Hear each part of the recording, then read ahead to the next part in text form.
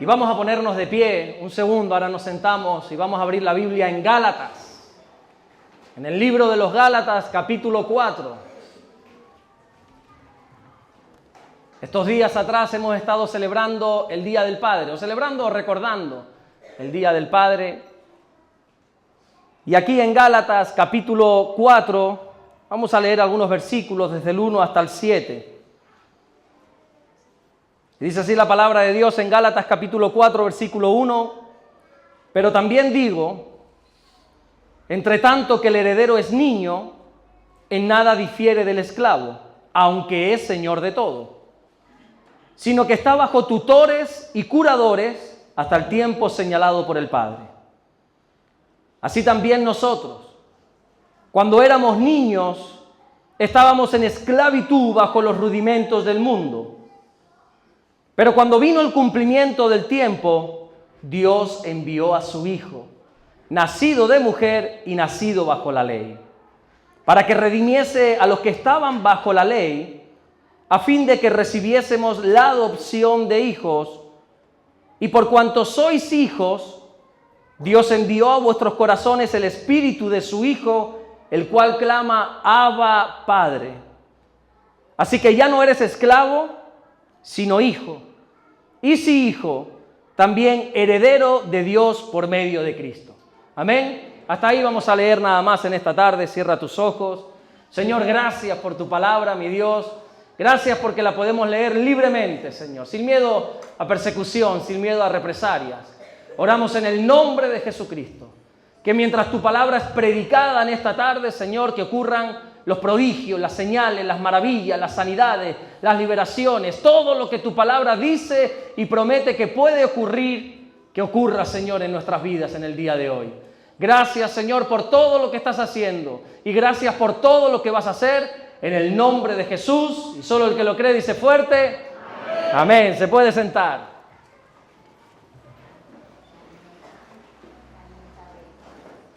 El apóstol Pablo escribe esta carta a una iglesia de la ciudad de Galacia, de ahí su nombre, los Gálatas.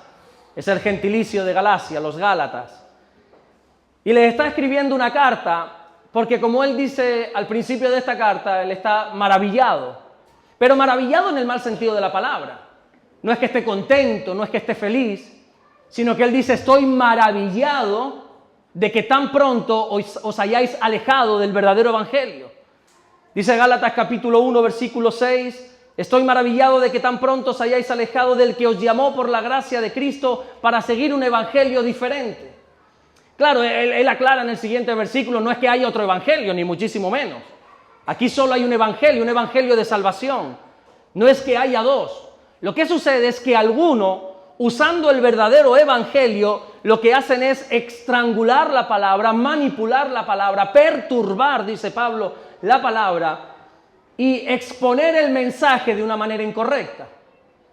Y entonces Pablo está maravillado porque dice, oye, yo les enseñé el verdadero evangelio y resulta que ahora ustedes se han alejado y están siguiendo otro evangelio.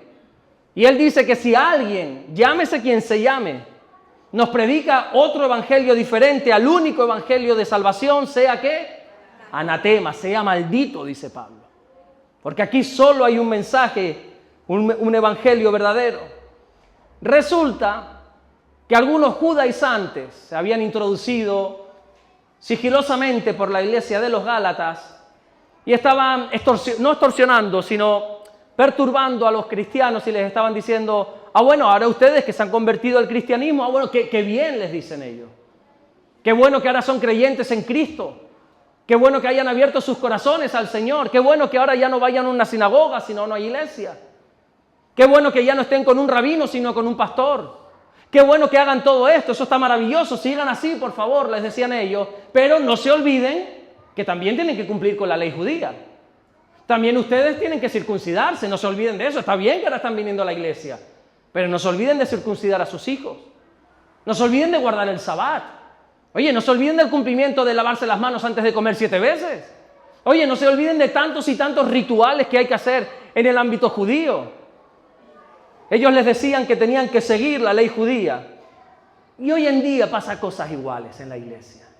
Cosas similares.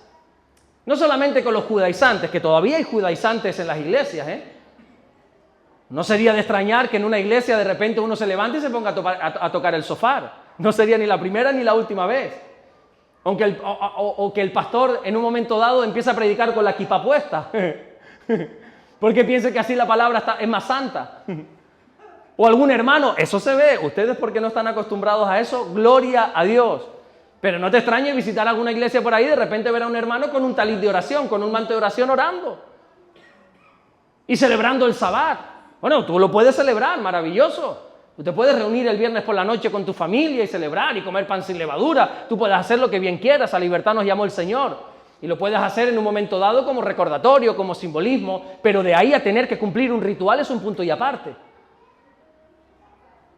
Y hoy en día pasan cosas iguales, quizá no tanto con los judaizantes, pero sí hay personas que perturban el Evangelio de Cristo.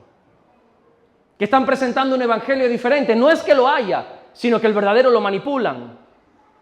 Y nos presentan un evangelio muy, pero que muy diferente, un evangelio condenatorio, un evangelio que asusta, un evangelio que intimida, un evangelio que te lleva a servir a Dios por miedo y no por amor, un evangelio que te da pánico tener a este Dios, un evangelio que te dice que si no obedeces a Dios, Dios va a arruinar tu matrimonio, un evangelio que dice que si no sirves a Dios, Él puede llegar a enfermar a tus hijos, incluso matarlos. Un evangelio que dice que si no sirves y obedeces a Dios, Él va a arruinar tu casa, tu matrimonio y tu economía. Un evangelio que dice que si no sirves a Dios, vas a estar bajo maldición. Que si no ofrendas, no diezmas, vas a estar bajo maldición y Dios te va a llevar a la ruina. Sea anatema quien predique algo así. Ese no es el verdadero evangelio. Porque la Biblia dice que el amor de Dios echa fuera todo temor. Si tú estás sirviendo a Dios por temor, otra cosa es que tengas temor de Dios, que eso es muy importante. Pero si tú sirves a Dios por temor, si tú estás aquí porque tienes miedo de irte por si acaso viene una maldición sobre tu vida, creo que estás como los Gálatas recibiendo un evangelio diferente. Un evangelio fuera de la gracia, todavía te están predicando de la ley. No has conocido, no te han presentado la gracia de Dios. Y esta gente, los judaizantes, estaban haciendo retroceder incluso a esas personas que un día caminaron rectamente. A esas personas que un día incluso eran maduros en los caminos del Señor. En Gálatas 5:7 dice, oye, ustedes, vosotros corríais bien. ¿Quién os estorbó para no obedecer la verdad? Y el problema está en que hay dos maneras de perderse en esta vida, cristianamente hablando, ¿no? Hay dos maneras de perderse. La primera manera de perderse, tú la sabes muy bien, que es a través de ceder al pecado, ceder a la tentación, entrar en una vida de pecado y te pierdes porque sabes que eso no está bien delante de Dios, el Espíritu Santo empieza a redarguirte y como al final estás esclavo, como también Pablo le dice a los romanos, estás esclavo a la ley del pecado, tienes que meterte en algo que nosotros conocemos como una doble vida. Y entonces te metes en una doble vida y aquella mentira que un día dijiste, hoy para taparla tienes que decir dos. Y aquellas dos mentiras que un día dijiste, hoy para taparlas, como dice el Salmo, un abismo llama a otro abismo, a la voz de sus cascadas tienes que decir 3. Y después de 3 tienes que decir 4. Y después de 4 tienes que decir 5. Y después ya tienes una doble vida que cuando te das cuenta estás apartado de los caminos de Dios. Y esa es una de las maneras de apartarse, a través del pecado. Pero hay una segunda manera de perderse, y es perdernos sin saber que estamos perdidos. Los Gálatas estaban extraviando, separando, dice Pablo, de la verdad, sin saber que se estaban extraviando de la verdad. En Gálatas 3:1 dice, oh Gálatas insensatos. ¿Te imaginas que yo venga aquí? Oh Vida Nueva de Fuerteventura, de Morrojales, insensatos. Así Pablo les dijo, oh Gálatas insensatos. ¿Quién os fascinó para no obedecer a la verdad? A vosotros ante cuyos ojos Jesucristo ya fue presentado claramente entre vosotros como crucificado. Ojo aquí, no te olvides nunca de una cosa importante, y es que esta carta no va para incrédulos. Esta carta Pablo no la escribe para impíos, para ateos, para inconversos. Esta carta Pablo la escribe para una iglesia. Estas palabras, este mensaje, Pablo lo está escribiendo a cristianos, a creyentes, a personas maduras. Antiguamente se hacía así, se escribía la carta y el pastor la leía. El ángel de la iglesia, como lo denomina Apocalipsis, leía esa carta a la iglesia y Pablo le escribe una carta a esta iglesia para que sea leída públicamente. Y les dice, son unos insensatos. Ya ustedes han conocido al Cristo crucificado. Ante sus ojos se ha presentado semejante milagro de que Cristo resucitase y otra vez vuelven atrás. Alguien les había fascinado, dice Pablo. ¿Quién os fascinó? Fascinó significa engañar mediante falsas representaciones. Alguien les engañó. Alguien hizo una falsa representación del Evangelio y por alguna razón creyeron en esa falsa representación y se extraviaron de la verdad. Alguien comenzó a predicarles un evangelio diferente, un evangelio que nada tiene que ver con el verdadero evangelio. Y creyendo que estaban en el evangelio, se estaban extraviando del evangelio. Y esta carta que Pablo le escribe a los Gálatas tiene como finalidad hacerles volver de su error. Quiere explicarles algo muy importante que todos ustedes tienen que entender, y es que la gracia está por encima de la ley. La gracia siempre tiene que estar por encima de la ley. Los Gálatas se habían extraviado de la verdad dentro de la casa del Padre.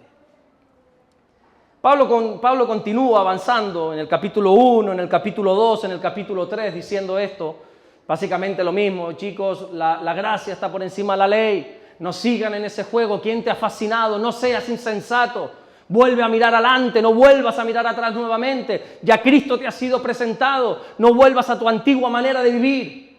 Eso lo dice en el capítulo 1, en el capítulo 2, en el capítulo 3. Y cuando llega al capítulo 4, comienza diciendo en Gálatas 4:1, pero también digo, esto es un enlace con lo que Pablo ha dicho, con lo que a partir de ahora va a decir. Este versículo es un puente de unión. En resumidas cuentas, lo que Pablo les ha dicho hasta ahora, hasta el capítulo 4, es que la ley es necesaria. Es que la ley, como también le dijo Pablo en otra ocasión a otra iglesia, es buena, es justa y es santa. Pero que no por eso tenemos que quedarnos estancados en la ley. Nosotros no la podemos abolir. Cristo no vino para abolir la ley, pero no podemos estancarnos en la ley, sino que la ley tiene un propósito más allá, que es el de llevarnos a Cristo. Dice Gálatas 3:24, de manera que la ley ha sido nuestro ayo, ya hemos explicado en otras ocasiones qué es, y no me quiero detener para avanzar en el mensaje, de manera que la ley ha sido nuestro ayo, nuestro cuidador, para llevarnos a Cristo, a fin de que fuésemos justificados por la fe. La ley fue dada con un propósito, más allá de establecer la ley. La ley fue dada con el propósito de que conozcas a Cristo. Y una vez conoces a Cristo, una vez viene el cumplimiento del tiempo y el Mesías nace, ya no estamos en la ley, sino que estamos en la gracia. Ahora estamos viviendo, ahora estamos disfrutando la gran promesa que dice la ley de la llegada del Mesías. Pero resulta que llega esa promesa. Resulta que ahora que Cristo llega, algunos como los Gálatas quieren volver atrás, quieren retroceder y seguir viviendo conforme a su antigua manera de vivir. En la ley éramos como niños, dice Pablo. No en cuanto a edad, sino en cuanto a conocimiento. Éramos como niños. No entendíamos el final de todo esto. En la ley éramos como niños, inmaduros, y necesitábamos de tutores y curadores. Gálatas 4:1, pero también digo, entre tanto que el heredero es niño, aquí está hablando al pueblo judío, mientras ustedes eran niños, en nada difieres del esclavo, aunque eres señor de todo, sino que está bajo tutores y curadores hasta el tiempo señalado por el Padre. Los judíos eran herederos de una promesa, pero solo la podían recibir cuando llegase el tiempo señalado por el Padre. Ellos esperaron décadas, siglos, incluso milenios, para que esa promesa del Mesías llegase. Miles de años atrás, en un huerto que nosotros conocemos como el Edén, Dios prometió que enviaría un Salvador. Dios le dijo a Adán y Eva que un día alguien le pisaría la cabeza a esa serpiente que hizo caer a la humanidad en pecado. Que un día vendría un Mesías. Eso está en Génesis capítulo 3. Que un día Dios enviaría un libertador. Y pasaron los siglos, pasaron los milenios, los años. Y llegó ese momento. Pablo les dice a los Gálatas que ellos ya no deben vivir en las prácticas religiosas del judaísmo cuando ya el Padre ha enviado el cumplimiento del tiempo. Ya ustedes están bajo la gracia. ¿Qué hacen otra vez enredándose en la antigua manera de vivir? Y es que al igual pasa con nosotros.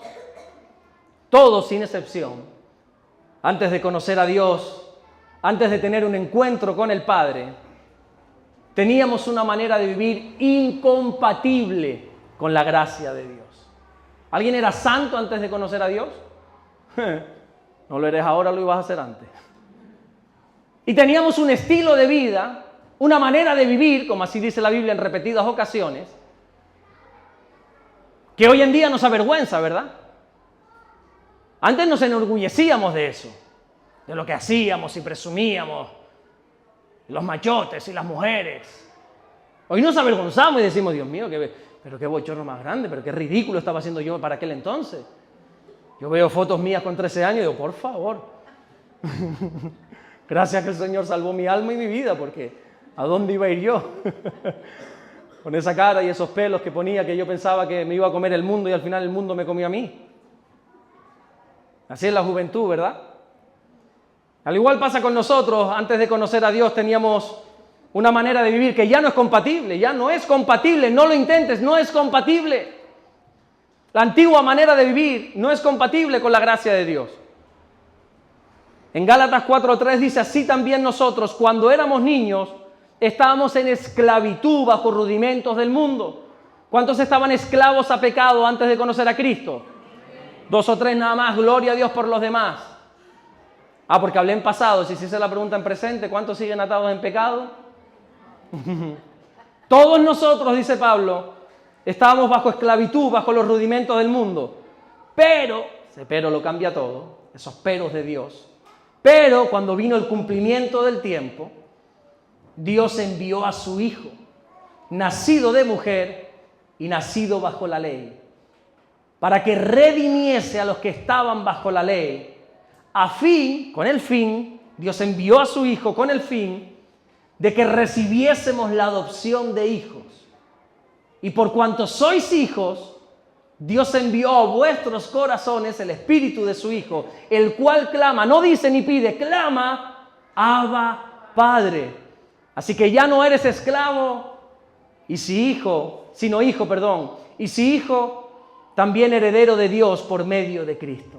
Qué preciosa escritura, qué preciosa promesa. Ya no somos como los Gálatas insensatos mirando hacia atrás. Ya cuando uno ha conocido a Cristo verdaderamente, ya no se le cae la baba cuando mira hacia atrás y piensa en su antigua manera de vivir. No tiene deseos de volver a los primeros rudimentos, a esos rudimentos que nos tenían esclavos. Ya no somos esclavos, sino que a partir que hemos conocido a Cristo, dice la Biblia que somos hijos. Y si somos hijos, también somos herederos, dice la Biblia. Somos herederos de todas las bendiciones que el Padre tiene. Iglesia, los cristianos tenemos una herencia que podemos disfrutar. Lo voy a repetir. Esto solo lo entienden los libres, los esclavos no pueden entender esto. Los cristianos, no es para que digas amén ahora, es para que entiendas esta frase. Los cristianos tenemos una herencia de la que podemos disfrutar. Si de verdad has conocido a Jesús, si de verdad el Padre ha depositado sobre ti ese espíritu de adopción, ese espíritu del Hijo, que es nada más y nada menos que el Espíritu Santo, dice que ahora dentro de ti hay algo que te lleva a clamar, no a decir. Clamar es gritar. Hay algo dentro de ti que te lleva a decir, Abba, Padre. Y si encima eres hijo, dice Pablo, también eres heredero. Pero el problema, ¿sabes cuál es? Que la religiosidad nos impide acceder a esa herencia. La religiosidad nos dice que tú no cualificas para acceder a esa herencia. Y la tenemos ahí, pero no la podemos disfrutar porque no la queremos recibir.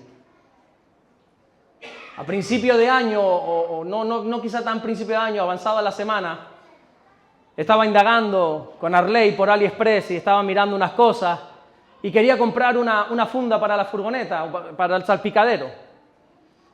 Pues estaba roto y bueno, y que día digo, me sale más barato ponerle una alfombra encima que arreglarlo. Y claro, cuando yo veo la foto, eso era una maravilla, eso era una alfombra que quedaba hermética totalmente encima del salpicadero. Y cuando miro el precio, 14 euros, digo, Arley, págalos ya, los mejores 14 euros invertidos de mi vida. Toma, te hago el visum. Pues yo no sé pedir por ahí, lo pidió él. Y le pone, entrega el 6 de febrero.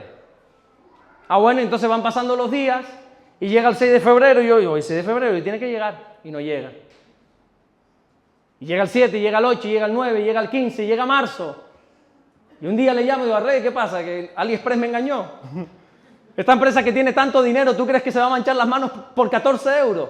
Ah, no sé, es que nadie me ha dicho nada. Así que decidimos llamar a Correos y Correos dice, no, es que hoy era el último día de entrega, esto está aquí desde el 6 de febrero. Lo que pasa es que tú no has venido a recogerlo. Ya lo podrías haber disfrutado, lo que pasa es que tú no has querido venir a recogerlo. Y hay algunos que están así con las cosas de Dios. Tienen la herencia porque eres hijo y es tu herencia, pero la religiosidad te impide ir a recibir esa herencia. Esa culpabilidad por el pecado, esa condenación que te atrae por el pecado, que te inunda, esa acusación que recibes en tu mente, en tu alma, por culpa del pecado, te impide acceder a que puedas recibir la herencia de Dios. Y muchas veces nos pasa lo mismo, vivimos como esclavos cuando somos hijos. Pero si nosotros somos hijos, también somos herederos, dice la Biblia. En Gálatas 4:7, así que ya no eres esclavo, sino hijo. Y si hijo, también heredero de Dios por medio de Cristo. Yo espero que ustedes estén entendiendo esto, por favor. Que ustedes son herederos. ¿Sabes lo que significa herederos? ¿Tú sabes qué significa que yo me apellide Ares? Que todo lo de mi padre es mío. Que yo no tengo que lucharlo ni trabajarlo. Que toda posesión que tiene mi padre económica, de bienes materiales, de todo absolutamente es mío. Que yo no voy a tener que trabajar absolutamente nada para recibir su casa. El día que dentro de 150 años parta con el Señor Él. Esa es mi casa. ¿Y la he trabajado? No. ¿He puesto un euro por esa casa? No, pero es mía porque soy hijo. Mi apellido Ares me da derecho a heredar una casa. El otro día, como ahora tengo un coche nuevo, me dice, ¡ay, un coche nuevo! No, ¿sabes qué coche es? Es el de mi padre. El mío se me rompió y como soy hijo, soy heredero. Y me dijo, Alberto, llévate mi coche para Fuerteventura. A ti no te lo hubiera dicho, pero yo soy hijo. Y yo no le tuve que decir, por favor, ¿me dejas el coche? No, no, toma, esto es tuyo, porque tienes mi apellido, eres heredero. Si eres verdaderamente mi hijo, tú eres heredero, todo lo mío es tuyo. Hace años atrás, cuando yo trabajaba con él en la empresa de aire acondicionado, mi padre le gusta hablar, eso no calla. Y Diego lo sabe, porque Diego también habla, y cuando se ponen a hablar, eso habla por los codos, mi padre. Yo a veces se lo digo, cállate un poco, hijo. Y recuerdo llegar ahí a la empresa, a la oficina, mi padre estaba reunido con algunos y había 2 o 3 por fuera. Y yo diciendo, Dios mío de mi vida, como mi padre habla, por favor, necesito entrar a esa oficina a coger una cosa que me tengo que ir, se me echa el tiempo encima. Y claro, los otros es que iban a hablar con don Javier Ares, con el director de la empresa. Y estaban ahí con corbata, yo sucio de venir de trabajar. Y yo diciendo, Dios, no sale, hombre, no sale este hombre. Digo, a ver si sale y puedo hacer un hueco y entre cita y cita entro. Pero llegó un momento que dije, mira, basta ya. Y yo me metí por esa oficina para adentro, saludé al que estaba hablando con mi padre. Le dije, mira, papá, un segundito que necesito coger una cosa. Cogí la cosa y me fui sin hacer cola. No sé si ustedes están entendiendo lo que yo quiero decir. Cuando tú eres hijo, eres heredero.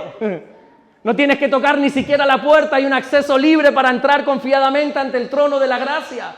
Puedes entrar libremente, ya Cristo nos abrió el camino, ya Cristo ha depositado ese espíritu de adopción sobre nosotros y somos hijos. Y si verdaderamente somos hijos, somos herederos. Todo lo del Padre es nuestro, no hay que pedir permiso, es nuestro. ¿Cómo te ves delante de Dios? ¿Cómo te ves delante del Señor? Porque hay quienes todavía no se ven como hijos. Hay quienes dicen, no, yo no soy digno de ser llamado tu hijo. ¿Les suena de algo, verdad? Hay quienes el pecado, la vida que han llevado, lo que quiera que sea, dice, no soy creyente, pero hijo, no soy digno de ser llamado su hijo. Mi vida y mi testimonio avergüenza, no solamente a Dios, sino a la iglesia. Así que yo no soy digno de ser llamado su hijo. Y hay quienes todavía no se ven como hijos y entonces se ven como esclavos. Y viven su vida cristiana como esclavos. No aceptan ese espíritu de adopción que clama Abba, Padre, y todavía viven dentro de la casa del Padre como esclavos. Fíjate tú. Esta es la historia del hijo pródigo. ¿Ustedes conocen esta historia, la historia del hijo pródigo? Qué bueno sería que esta noche puedas leerte los 6 capítulos de Gálatas. No, 6 capítulos, sí, 6 capítulos, 20 minutos nada más, hombre. Pero ¿y cómo voy a leer 20 minutos la Biblia? 20 minutos, en serio, prefiero estar 20 minutos en el TikTok, en el Instagram, donde sea. Bueno, entiendo que a lo mejor se te hace pesado leer 6 capitulazos, se te hace cuesta arriba. Bueno, léete entonces la parábola del hijo pródigo, son unos cuantos versículos nada más, y ese es el resumen de Gálatas. ¿Quieres un resumen rápido de todo el libro de Gálatas? Léete la parábola del hijo pródigo. Todos conocemos la historia. La Biblia dice en esa parábola, que si no me equivoco está en Lucas 15, que un padre tenía ¿cuántos hijos?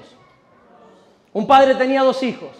Y el menor de ellos un día, por razones que no vienen al caso, le dijo: padre, dame los bienes que me corresponden, dame la herencia. Y el padre, por alguna razón que desconocemos también, se la da en vida. Cuando la herencia se daba cuando uno moría. O sea, la puedes dar en vida, pero no la puedes disfrutar. Buena historia. Y el padre le da la herencia a sabiendas de lo que iba a hacer este muchacho con ese dinero. Y el padre no se equivocó. Efectivamente, ese niño o ese chico cogió la herencia. No sabemos cuánto es, y dice la Biblia que se apartó a tierras lejanas. Empezó de fiesta y fiesta y fiesta. Más adelante la parábola nos dice que parte de su dinero, parte de la herencia se lo gastó con rameras. Vivió perdidamente. Y de repente, cuando ya no hay dinero, viene una crisis a esa ciudad, dice la parábola.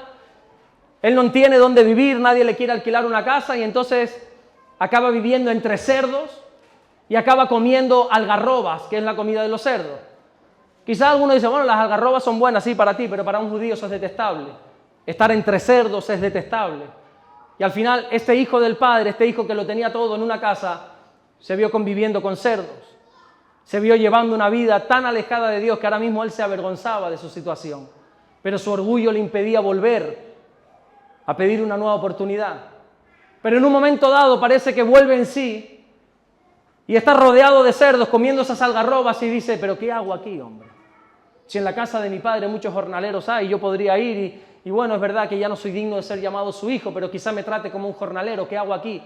Así que el hijo va a la casa del padre y él se va montando esas películas que tú te montas también cuando quieres hacer las cosas bien, y es que ahora el padre no me va a recibir y ahora yo voy a ir en modo víctima, le voy a decir: padre, pecado contra el cielo, contra ti, ya no soy digno de ser llamado tu hijo, hazme como uno de mis jornaleros. Él pensando eso por el camino. Ahora voy a llegar, le voy a decir esto, ay Dios seguro que me da una cachetada, no me va a recibir, me va a dar un portazo en las narices, no sé qué va a hacer. Pero para sorpresa de todos, dice la Biblia, que cuando este hijo menor se estaba acercando, el padre ni esperó, sino que salió corriendo y se asió del cuello de él y lo besó y se gozó, no le pidió explicaciones de nada. Ese padre no le dijo: ¿dónde está mi herencia? ¿Dónde está mi dinero? ¿En qué te has gastado? No le dijo nada. ¿Sabes lo que hizo? Le besó y le abrazó y le dijo a los jornaleros: hey, por favor, pongan anillo en su dedo, pongan calzado en sus pies, pongan el mejor vestido y maten al becerro más gordo porque voy a celebrar que mi hijo ha vuelto a casa. Y la parábola continúa, no termina ahí, porque recuerda que hay un hermano mayor, eran 2 hijos. Y el hermano mayor de repente dice que escucha jolgorio, escucha fiesta, música y danza, dice literalmente la Biblia.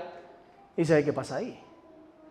¿Y qué está pasando ahí? ¿Cómo es eso que hay fiesta y nadie me ha invitado? Entonces dice que llama a uno de los jornaleros y dice: ¿qué pasa ahí? Esta gente que es déspota, que no trata bien a la gente, ¿no? Niño, ven aquí. Bien me chirría a mí que me hagan así. Carmen, ven. Damaris a veces tiene esa manía. Alberto, no, yo no soy chispi, yo no soy tu perro, ¿eh?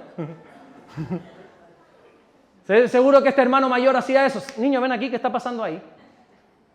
Dice: no, tu hermano que ha regresado. ¿Cómo ha regresado? ¿Y qué? Habrá que castigarle, ¿no? Habrá que darle una reprimenda, ¿no? Dice: no, todo lo contrario, tu padre le ha dado el mejor vestido, el mejor anillo, el mejor calzado y ha matado el becerro gordo, entra y gózate con él. Dice: yo no entro. Y dice la Biblia que no es que no entrase, es que se enfadó, literalmente dice la Biblia, se enojó. Se enojó tanto que el padre tuvo que abandonar la fiesta para salir y decirle, hijo, ¿qué pasa, hombre? ¿Por qué no entras? Dice, ¿cómo que por qué no entro? ¿Cómo es posible que yo siempre estando a tu lado, siendo fiel? No, yo no te pido ni siquiera el becerro gordo que has matado, pero un cabrito, aunque sea, me podrías haber dado, le dice. Dice, no, pero si todo lo que tengo es tuyo, ¿por qué no entras y te gozas con tu hermano? Eso es, en definitiva, un poco la parábola del hijo pródigo. Bueno, un poco, total. La quería resumir más, pero que me tiran de la lengua y al final lo cuento todo. Cuando nosotros leemos esta historia del hijo pródigo, puede ser que el título nos condicione bastante. Vemos el hijo pródigo. Y nuestra mente se va a que el protagonista principal de esa parábola, ¿quién es? El hijo pródigo, el hijo que prodigó la herencia. ¿Sabes que pródigo no significa? Lo que pasa es que los cristianos hemos adaptado esta palabra y pensamos que un pródigo es el hermano que se va y un día vuelve. Ah, mira, y por ahí viene el hijo pródigo, un hermano pródigo. No, pródigo no significa eso. Pródigo significa el que malgasta una herencia. Aquella persona que papá y mamá fallecen y hereda 10.000, 20.000, 50.000 euros y se la gasta, tú puedes decir, ese es un hijo pródigo. Ha malgastado la herencia. Pródigo no significa que se ha ido y que ha vuelto. Y entonces cuando nosotros leemos la historia del hijo pródigo, ese título, decimos, ah, bueno, aquí va a hablar de este hermano menor. Y nosotros pensamos que es el protagonista principal, pero cuando leemos el contexto, qué importante es leer el contexto. Qué importante es perder 5 minutos de tu tiempo para leer lo que rodea ese pasaje que quieres interesarte por él.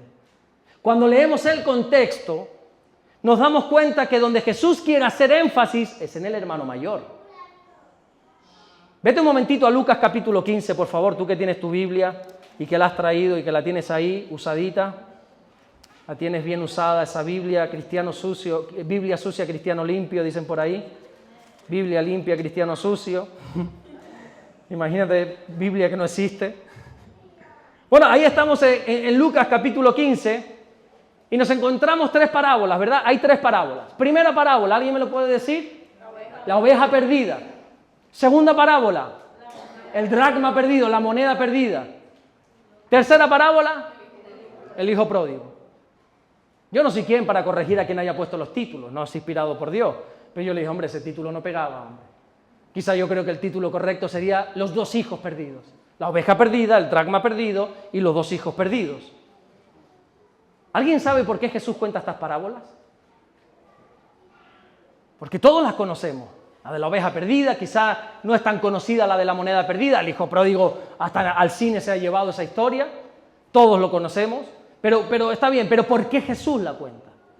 ¿Qué llevó a Jesús a narrar esas 3 parábolas de seguido? Mira, resulta, ahora vas a saber por qué estoy diciendo todo esto, vas a ver a dónde vamos a apuntar. No me he ido, ¿eh? Resulta que a Jesús se le acercaba la peor gente, los peores. La peor gente de la sociedad eran los compañeros de Cristo. La Biblia dice que a Jesús se le acercaban 2 tipos de personas, publicanos y pecadores. Dice Lucas 15:1, se acercaban a Jesús todos los publicanos y pecadores para oírle. Ahora, atentos por favor al orden. Todo tiene un porqué, hay un orden bien establecido. ¿Por qué no dice primero pecadores y después publicanos? Porque los publicanos eran todavía peor vistos que los pecadores. Un publicano, ya lo he explicado, tampoco quiero alargarme mucho en esto, era un judío que se vende al imperio romano, que traiciona sus raíces judías y se vende al imperio romano. Y no solamente se vende, sino que ahora los romanos le van a usar para extorsionar a impuestos a los judíos. O sea, un judío que se convertía en publicano, como lo fue Mateo, Leví, que antes se llamaba así, eso era peor que un pecador. Por eso no dice pecadores y publicanos, sino publicanos y pecadores. Pero escúchame, porque lo peor de todo no es que la peor gente se acercase a Jesús, sino que Jesús les recibía. Jesús se sentaba con ellos a comer, dice el versículo 2, y los fariseos y los escribas murmuraban diciendo, este a los pecadores recibe y con ellos come. Otro pasaje en otro evangelio dice que también estaba con borrachos y prostitutas. Esa era la compañía del Señor. Y cuando Jesús se entera que los fariseos están diciendo esto, pero este es que está recibiendo a estos pecadores, a estos publicanos. Cuando el Señor se entera, es ahí cuando entonces decide contar estas 3 parábolas. La oveja perdida, el dracma o la moneda perdida y el hijo pródigo. La parábola de la oveja perdida, todos saben de qué va, es una historia que el Señor dice, Que un pastor tenía ¿cuántas ovejas? 100 ovejas. Y de repente, por las razones X, no vienen al caso, una se pierde. No sabemos si se pierde o se va voluntariamente. Lo cierto es que ya no está en el redil. Y la actitud del pastor no es decir, si ella se fue, que se busque la vida, ya volverá. Que se reviente como una pita y ya volverá. Aquí estamos, yo no la he echado, que ya volverá. Que a Dios le arruinará la vida y ya volverá. No, Jesús dice, no, lo que hay que hacer es, como el pastor habla con las otras 99 ovejas, le dice, miren chicas, ustedes quédense aquí un momentito, por favor, cuiden entre ustedes que yo voy a ir en busca de la oveja perdida. Y entonces ese pastor va en busca de la oveja perdida y la hace retornar al redil. Y esta parábola tiene la finalidad de hacerle entender a los fariseos que no solamente hay que recibir a los pecadores, sino para sorpresa de todos, hay que ir en busca de los pecadores. No se trata solo de recibirles, sino de ir en busca de ellos. Ay, amigo mío, y cuando ese pecador se arrepiente, hay más gozo en el cielo que cuando 99 justos estamos aquí escuchando su palabra. Hay más gozo en el cielo cuando un pecador dice, Señor, perdona mis pecados. Cuando una oveja que por razones X se apartó y decide volver a la casa del Padre, Jesús dice a través de una parábola, hay más gozo en el cielo por una oveja que se arrepiente que por 99 que deciden ser justos. Luego cuenta a continuación la parábola del dracma, de la moneda perdida. Una mujer que está en su casa, tiene 10 monedas y de repente se le pierde una. Pues chica, tienes 9, tampoco es gran pérdida. No, pero es que es mía, dice ella. Es que yo la quiero recuperar. Así que esta mujer, dice la parábola, que pone la casa patas arriba. Hace un desastre absoluto con el fin de obtener esa moneda, de encontrar esa moneda. Hasta que la encuentra y hace una fiesta. Y esta parábola nos muestra que no debemos escatimar ni en tiempo ni en esfuerzo por ir en busca del perdido. Y a continuación, después de la parábola de la oveja, después de la parábola de la moneda, Cristo les habla del hijo pródigo. Y esta parábola no habla de ir a buscar al perdido, porque el padre no fue en busca de su hijo perdido, ni el hermano mayor fue en busca del hijo perdido. Tampoco habla de que ni siquiera tenemos que invertir tiempo o esfuerzo en ir en busca del perdido, sino que este mensaje, entre otras muchas cosas, lo que nos enseña es la actitud que tenemos que tener cuando el hijo perdido es encontrado, cuando un pecador decide arrepentirse. Y esa actitud no es la del hijo mayor que se enfadó, sino que esa actitud es una actitud de gozo, de alegría, de que nos gocemos porque hay una nueva vida, hay un nuevo alma que hoy es salvo. Y tenemos que gozarnos. No solamente hay que ir a buscarlos, no solamente hay que invertir tiempo y esfuerzo, sino que nos tenemos que gozar cuando alguien conoce de Dios. En Lucas 15:25 dice, y su hijo mayor estaba en el campo y cuando vino, llegó cerca de la casa, oyó la música y las danzas y llamando a uno de sus criados le preguntó, niño, ven aquí, ¿qué es aquello? Y él le dijo, tu hermano ha venido y tu padre ha hecho matar el becerro gordo por haberle recibido bueno y sano. Entonces, ¿qué pasó? Léelo conmigo. Entonces, ¿quién se enojó? ¿El padre o el hijo? El hermano mayor. Se enojó. Pero hijo, tu hermano pensábamos que había muerto y está aquí. Pero dice que se enojó y no quería entrar a esa fiesta. Salió por tanto su padre y le rogaba que entrase. ¿Por qué no se alegró el hermano mayor? Mejor aún, ¿qué tiene que ver esto con lo que estábamos hablando al principio? ¿Qué tiene que ver esto con Gálatas? ¿Qué tiene que ver con un espíritu de adopción? ¿Qué tiene que ver esto? ¿Por qué me has metido todo este cuento ahora, Alberto? ¿Qué tiene que ver con Abba Padre? El hermano mayor no se alegró del regreso del hermano menor, por el mismo motivo que los fariseos no se alegraban que los pecadores se acercasen a Jesús. Y el motivo es bien simple, bien sencillo, porque no se veían como hijos de Dios. Quiero que notes algo súper importante, tú que tienes tu Biblia. El hijo menor hizo las cosas mal. Como a mí siempre me dice Damari, lo que está mal y es injustificable. Que tengas perdón es otra cosa, pero lo que está mal y no se puede defender. Así que lo que hizo este hijo menor, de pedirle el dinero a papá estando en vida y gastárselo con rameras, en fiestas, en deleites, en pecados, está mal. Lo mires por donde lo mires. No lo podemos defender porque está mal. Pero quiero que notes un detalle, por favor. Abre tu Biblia en Lucas 15. El versículo 11 dice, mira. También dijo un hombre tenía 2 hijos. Y el menor de ellos dijo a su padre, ¿qué le dijo? No le dijo dame la parte. ¿Qué le dijo? Escuche. Padre, dame la parte de los bienes que me corresponde. Escuchen esto porque van a entender algo muy hermoso. Padre, dame lo que es mío. Y entonces el padre le repartió los bienes. Ahí nos metemos en la historia de cómo vive perdidamente y todo eso y decide volver. Vale, versículo 17. Y volviendo en sí dijo, ¿cuántos jornaleros en la casa de mí? ¿Ustedes están conmigo? Pongan énfasis, hombre, háganme feliz. ¿Cuántos jornaleros hay en la casa de mí? De mi padre. Y tienen abundancia de pan y yo aquí perezco de hambre. Me levantaré e iré a mí y le diré, he pecado contra el cielo y contra ti, ya no soy digno de ser llamado tu hijo, hazme como a uno de tus jornaleros. Y levantándose vino a su padre. Y cuando aún estaba lejos, lo vio su padre y fue movido a misericordia y corrió y se echó sobre su cuello y le besó. Y el hijo le dijo, Padre, he pecado contra el cielo y contra ti, ya no soy digno de ser llamado tu hijo. Es cierto que este hijo es un sinvergüenza por hacer lo que hizo. No tiene justificación ninguna. Perdón de Dios sí, pero justificación ninguna. Está muy mal lo que él hizo. Pero ¿sabes qué? Tenía algo bueno. Sabía quién era su padre. Sabía que a pesar de lo gamberro y gamberra que había sido, seguía siendo hijo. Sabía dónde acudir en momentos malos. Tenía tanta culpabilidad por haberse gastado la herencia con quien no debía y donde no debía. Pero él dice, tengo una casa del Padre donde volver. Porque soy hijo. Me he portado mal, pero mi carné pone Ares. Soy hijo. Y estoy entre cerdos haciendo cosas que no están bien, pero soy hijo.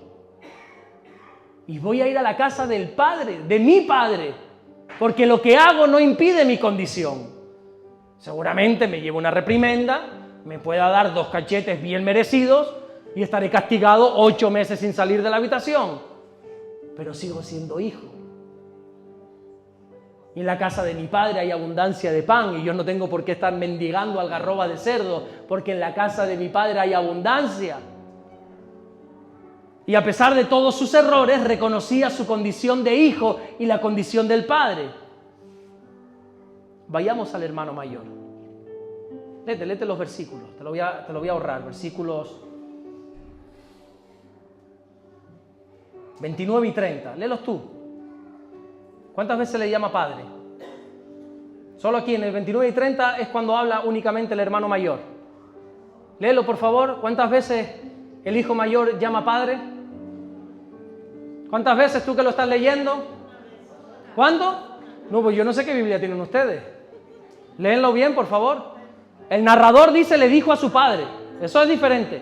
Pero el hijo, ¿cuántas veces le llamó padre? ¿Cuántas?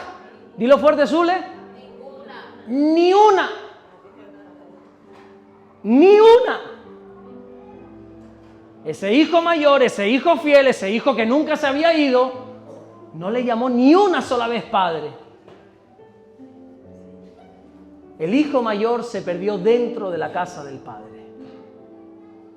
Y se perdió porque no quiso recibir el espíritu de adopción que nos hace clamar, Abba, Padre.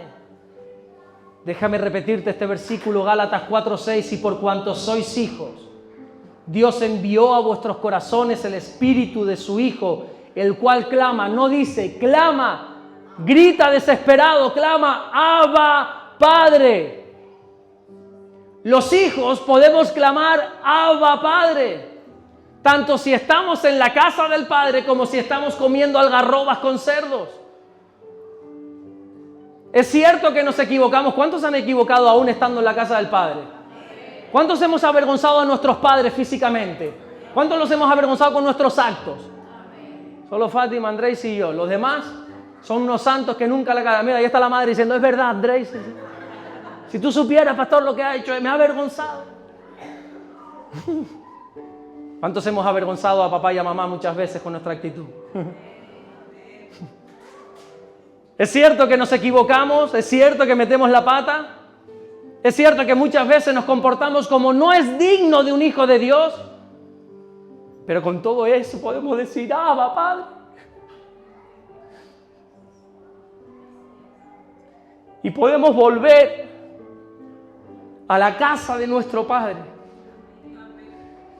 Estemos como estemos, ya el Señor tratará con nosotros. Pero las primeras palabras que vas a escuchar del Padre es pónganle un vestido, pónganle un anillo, pónganle un calzado, maten el becerro gordo, hagamos una fiesta, porque este hijo ha decidido volver a casa. Tranquilo que más adelante tratará con tu vida y te dirá, mira, no quiero que peques más, no te condeno, pero no peques más. Pero los que somos hijos podemos decir bajo cualquier circunstancia, Abba, Padre. La religión quiere hacer de nosotros esclavos, mientras que Dios quiere hacer de nosotros hijos. La religiosidad te hace ver que tienes que ganarte las cosas, pero el espíritu de adopción te hace heredero legítimo de todas esas cosas. La religiosidad te impide ver a Dios como el Padre proveedor, un Padre que lo tiene todo listo para ti, pero tu religiosidad y tu culpabilidad te impiden recibirlo. La religiosidad le dijo al Padre en el versículo 29, he aquí tantos años te sirvo, no habiéndote desobedecido jamás y nunca me has dado ni un cabrito para gozarme con mis amigos, nunca me has dado esto. Pero cuando nosotros recibimos el espíritu de adopción, el Padre nos dice en el versículo 31, hijo, es que todas las cosas son tuyas. Es que yo no te tengo que dar un cabrito porque es tuyo. Eres tu religiosidad lo que te ha impedido recibirlo, es que es tuyo, le dijo el Padre. Yo no te tengo que dar algo que eres tuyo, eres heredero legítimo de la herencia.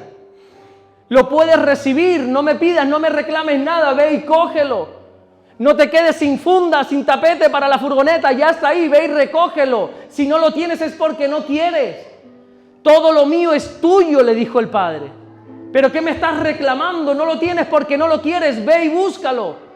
El cabrito, el becerro, las vacas, todo es tuyo. Es cierto que muchas veces nos equivocamos, pero lo que también es cierto es que nosotros somos hijos de Dios y podemos y debemos clamar Abba, Padre. Abba es una palabra aramea, ni siquiera es hebrea, es aramea, que es la manera en que los bebés, los niños pequeños, es cuando como Rebeca me dice papi, pero con un papi de amor. A mí se me cae la baba, de verdad te lo digo. Y me dice, hace una gamberrada y me dice, papi, tú sabes que te quiero. Ya me tiene buscada la vuelta. Y a mí eso me quiebra el corazón. Vengo enfadado a castigarla porque se ha portado mal, pero me dice, papi, Abba. Y yo solo la puedo abrazar. Y ponerle el mejor vestido y el mejor anillo y el mejor calzado y matar un becerro gordo para ella y hacer una fiesta. Aunque esté haciendo las cosas mal, me dice, Abba, ¿y qué hago yo? Y tu hijo, tu hija te mira con esa carita y te dice, papi, mami, ¿y qué hace? Cada vez que te equivoques, escúchame, no mires atrás como los Gálatas. No seas insensato de querer volver a tu antigua manera de vivir, sino que mira al cielo, porque allí tienes un Padre que le puedes decir, Abba, Padre. Déjame terminar contándote esto. Si tú te lees los 4 evangelios y estudias la vida de Jesús, te vas a dar cuenta que cuando Jesús oraba, ¿sabes cómo se acercaba a Dios? Como Padre, siempre. Siempre decía, Padre. Padre, en algunas ocasiones incluso le dijo, Abba, Padre. Nunca se refirió a Él como Dios, solo una vez. ¿Sabes cuándo Jesús se refirió a Dios como Dios? Lo vamos a recordar la próxima semana.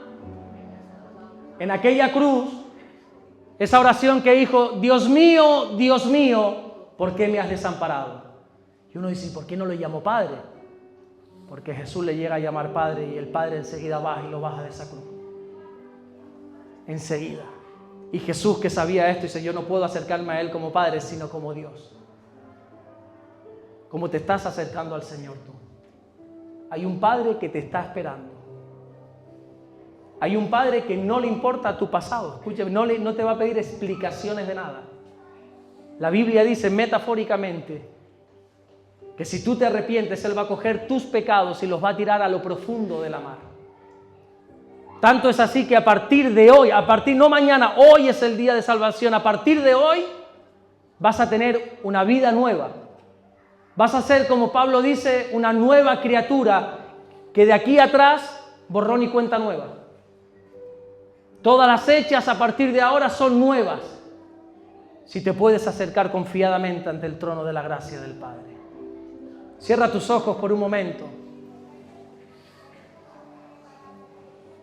Y acércate en oración al Padre y dile, Padre, he pecado contra el cielo y contra ti. Ahí en voz baja. No dejes que la religiosidad cierre tu boca. No permitas esos pensamientos que te están viniendo de, claro, eso lo dices tú porque tú no sabes en lo que estoy enredado, enredada ahora. Sé libre. Hay un Padre que te está esperando. Hay un Padre que no te va a pedir cuentas de lo que has hecho de aquí para atrás. Él va a trabajar contigo para que no vuelvas a pecar. Pero hay un Padre que está con los brazos abiertos esperando tu regreso. Si eres hijo, eres legítimo heredero de las bendiciones de Dios. No tienes por qué volver a tu vida anterior, no tienes por qué volver a esa antigua manera de vivir. Tienes un Padre, hay una casa del Padre que es para ti. Si estás viviendo perdidamente es porque quieres, porque el Padre te está esperando. El Padre está esperando que vengas a su encuentro. La Biblia dice en el libro de Santiago, acercaos a Él y Él se acercará a vosotros. Haz el intento en este día de acercarte por un poquito a Dios nada más. Acércate confiadamente al Padre en esta tarde y el Padre se va a acercar a ti. Y créeme que lo último que vas a recibir es condenación. Esa imagen que tienes del Padre que quiere venir sobre tu vida para castigarte, no conoces, no tienes ni idea de quién es. Él quiere venir y abrazarte y besarte y achucharte y darte ese anillo, ese calzado, ese vestido y hacer una fiesta y presumir de ti delante de todos y decir, este es mi hijo, este es mi hija. Ha resucitado, está aquí de nuevo con nosotros, hagamos fiesta. Hay gozo en el reino de los cielos, hay más gozo cuando una sola persona decide entregar su vida a Cristo. Cuando una sola persona decide volver de su pecado y llegar de nuevo a la casa del Padre, hay más gozo que por 99 que no necesitan arrepentimiento. Vuelve. Vuelve, dice el Padre, vuelve. Vuelve a casa. Borrón y cuenta nueva, todas son hechas nuevas a partir de ahora. Hay vida nueva en Cristo, eres nueva criatura. Yo no te condeno, solo te pido, no peques más. Pero ven nuevamente a la casa del Padre, ven. Y recibe ese espíritu de adopción por el cual vas a poder clamar, Abba, Padre, eres hijo, eres hija. El pecado ni el enemigo puede robarte esa identidad, eres hijo. Tú eres hija, pases lo que pase, eres hija de Dios. Nada en este mundo puede quitarte ese título, eres hijo, eres hija de Dios. Y por lo tanto en esta noche puedes cantarle al Señor, Abba Padre. Te invito a que te pongas de pie, que puedas cerrar tus ojos y que podamos adorar al Padre. Que puedas adorarle libremente, que te acerques a Él. Que vengas a su presencia y puedas decirle, Abba, Abba Padre. Abba Padre. Cierra tus ojos y comienza a adorarle. Gracias, Señor.